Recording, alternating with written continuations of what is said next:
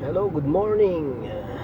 Ito po ang iyong kaibigan, Kuya Bing, na nagpapaalalang bago mag-drive, gamitin ang seatbelt.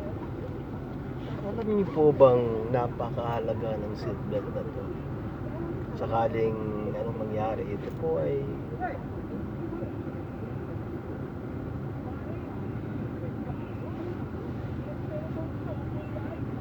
hindi kayo lalagay sa disgrasya.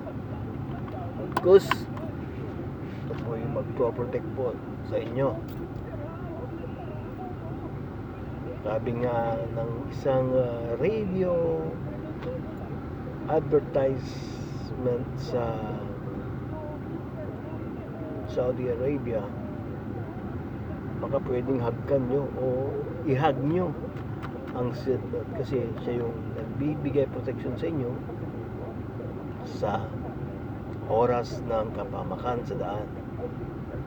So ito po ang lagi natin tatandaan: wear your seatbelt anytime while driving. Babush!